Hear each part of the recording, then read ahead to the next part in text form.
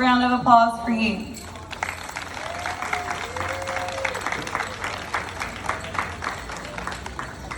If you don't have anybody in your family or a friend that's affiliated with coal, I'll be very surprised, especially in our area in southern West Virginia.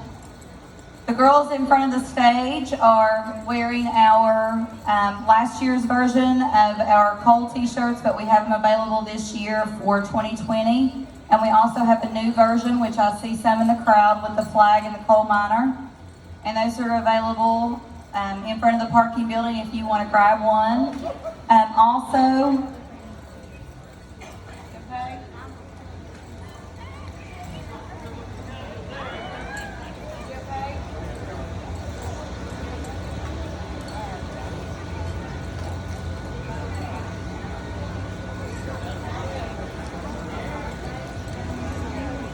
thank God for the guys in the blue shirts. They are always right there. We never have to worry.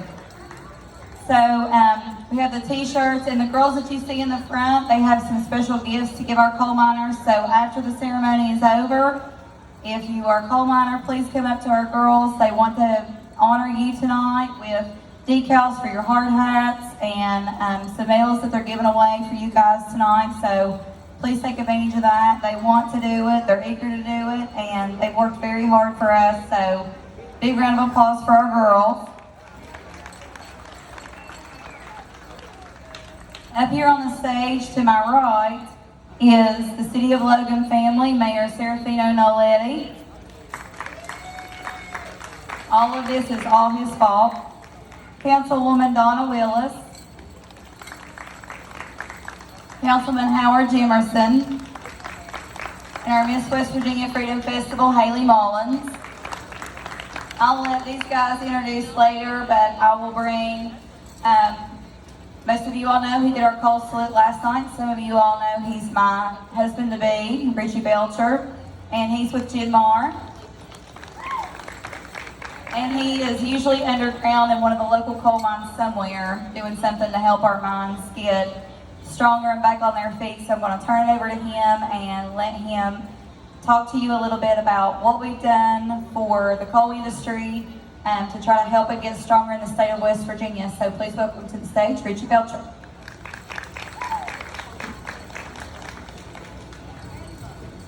Thank you, darling. Appreciate that. I'm a little taller than her, so I figured I'd grab the mic. Welcome to Logan, West Virginia, and the West Virginia Freedom Festival 2020. Right. That's right. You know, the Freedom Festival's how many years? This is the 21st year of the Freedom Festival, and you know, it was put in place to honor freedom and 4th of July and things like that, but this year it's even more about freedom. So freedom to get out, freedom to be citizens, freedom to get out in society. So I commend this local government, the town, for, hey, somebody had to be first. Let's give them a round of applause for that first. We're here to talk about Coal Night. What we did with Coal Night was last year we kind of started that. I wanted to say a few words about coal. Of course, the industry and then also the world in general was in a lot better shape as far as economically and I guess health-wise and things like that. But this year we're still going to get up and talk about coal. We've took a beating we do every day out here in this industry, and you know, we're right here in the heart of coal country. We're in Logan, West Virginia. I mean, when you talk to people about coal, you tell them you're from Logan, they know exactly where you're from. They know about coal people being tied to Logan. So what we want to do, we're going to talk about right now the condition of this industry. I mean, it's under attack. It's been under attack for 10 years, so it just keeps getting worse and worse. The problem is common sense and working for a living is under attack. So coal just falls along with it.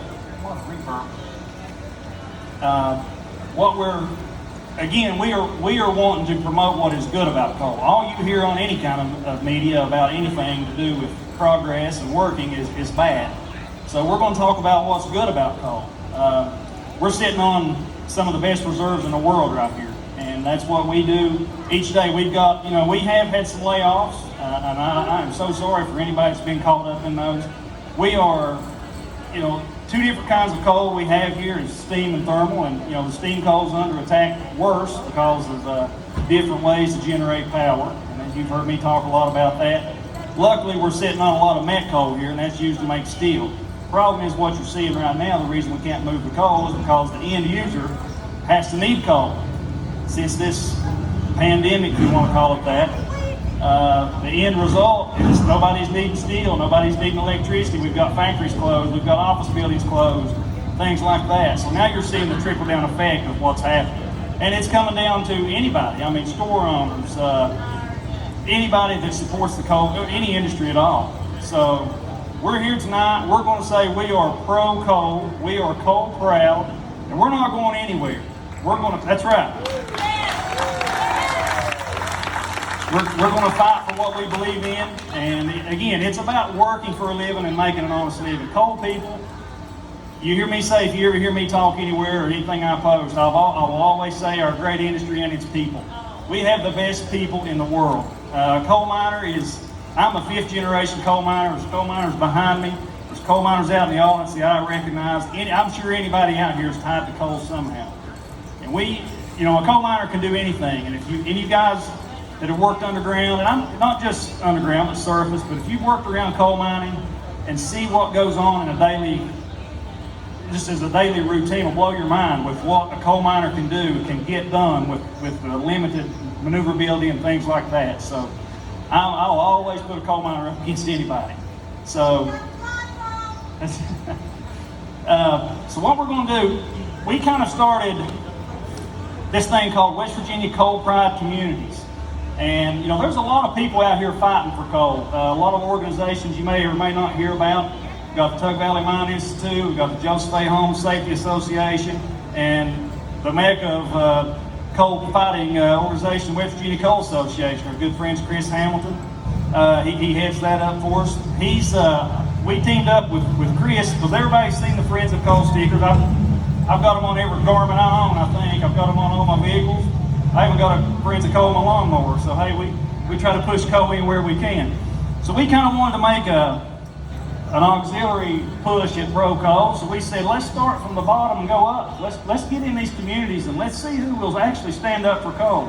We've got companies that won't come to communities. They'll look and see how the electricity is generated. And if you don't have a renewable energy source for your electricity, they won't come in there. And that's the dumbest thing I've ever heard of in my life. I would love to tell people that in a boardroom.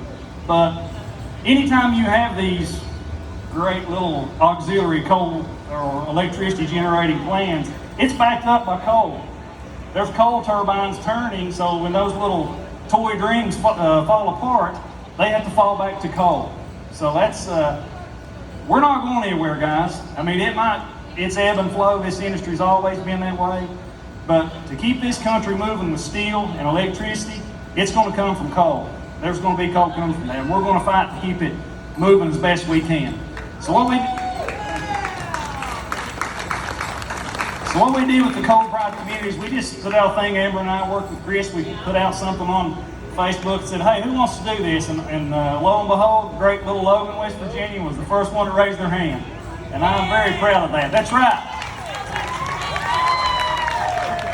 So we had some communities follow. We had Maplewood, Williamson, and I hope I don't leave one off. Madison, Danville, Kermit did, Gilbert, and if any of the representatives of any of those towns have shown up here since we started, please come forward. We're going to get you to follow in with this presentation here. But again, what we did was, so we want to let these towns and cities, whatever you want to say, declare their position for coal. So I kind of got off on the renewable energy thing there. I get a little clammy when I start talking about that. But we had these towns say, hey, we're pro-coal. We're not going anywhere. We're not ashamed to be a coal community. If you don't have 12 mines in your city anymore, hey, that's fine. So that still don't mean you're going to throw away your coal heritage, where you came from. So that's right. All these little communities, all these homes, we're coal people. So we're going to, Amber can, maybe towards the end of this, we'll present these to the towns, if anybody's here. But with me this evening, we've got Ruby Phillips. Everybody knows Ruby. He's fought for coal as hard as anybody I can think of, and I'm proud to stay on stage with him.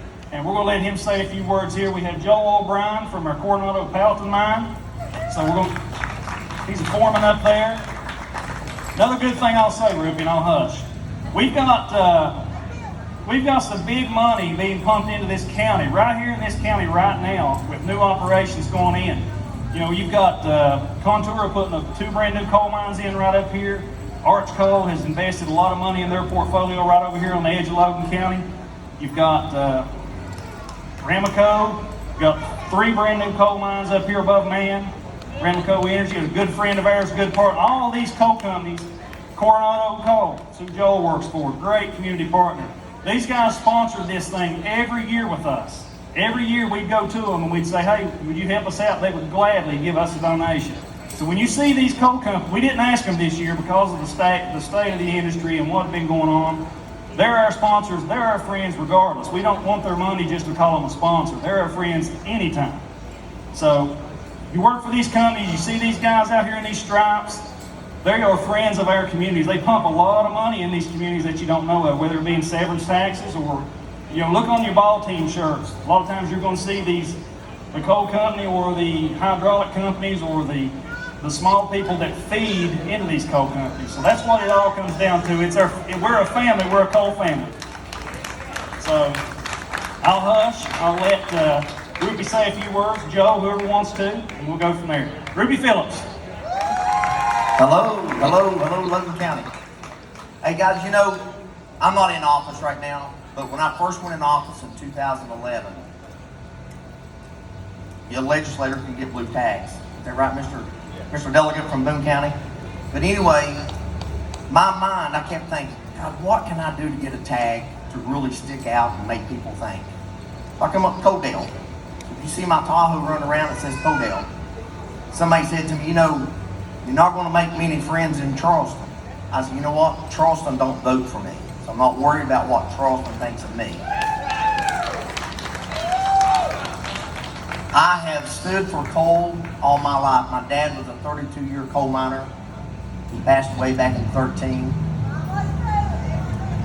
I love my coal miners. Best people in the world. What this country can't figure out is coal has given us our freedom in this country.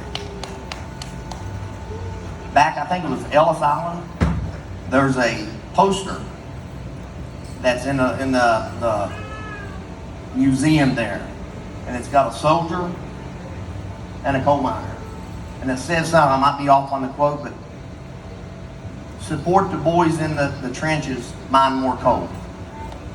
So as new people's coming into the country, go mine coal. If you're for America, if you're for freedom, mine more coal.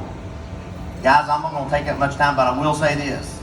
I am a Shriner, and my shorts is wet, but we have a Dunkin' booth over here. When I come off stage, I'm going to go over there, come over, I dare you to spend $1 and put me in the water. God bless y'all. Have a good 4th. Say a few words. I'll say a few words, sir. Good evening, Logan. My name's Rodney Miller. I'm in the House of Delegates from the 23rd District, so I am your neighbor just across the ridge over in Boone County.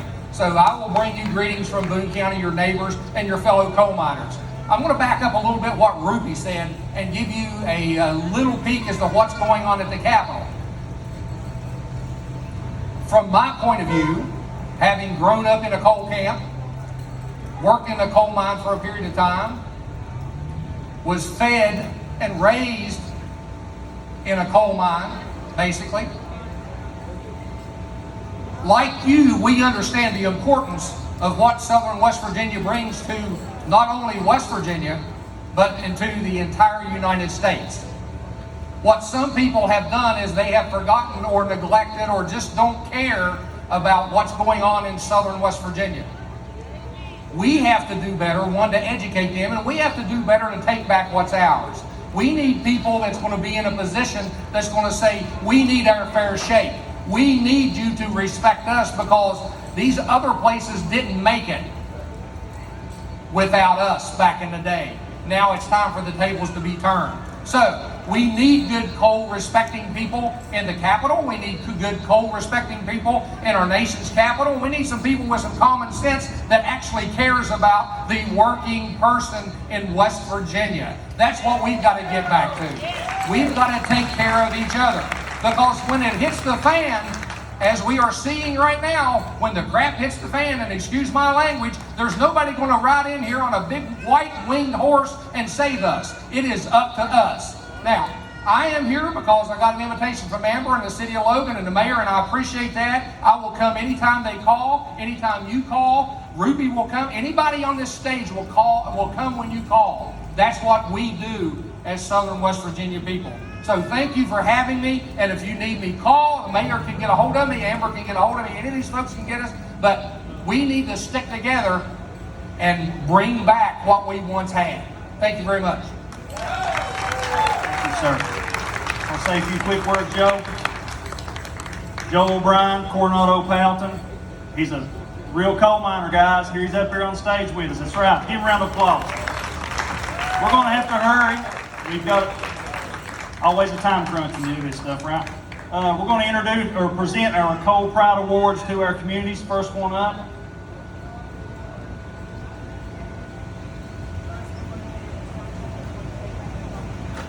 We're going to do the town of Chapmanville. Their new mayor, Joe McNeely.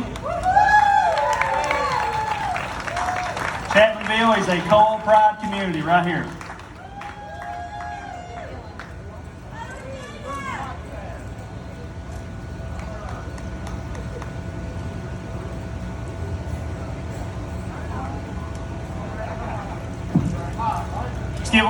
Let's give one more round of applause to Chapmanville. Next on the list, we're going to move through with the town of Man.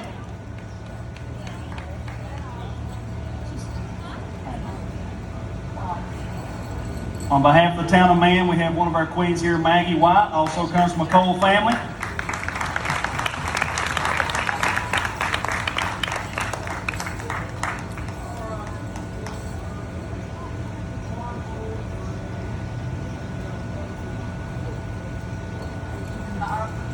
Thank you, Town of Man, West Virginia, for being a coal pride community. Accepting on behalf of Danville Madison is Delegate Rodney Miller, who spoke with us.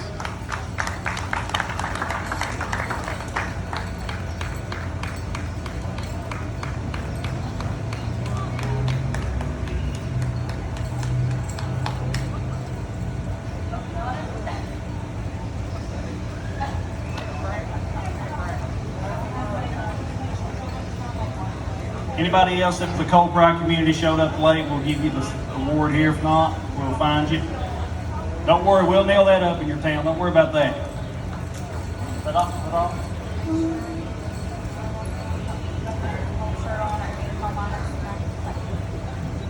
Girls, go ahead and make your rounds.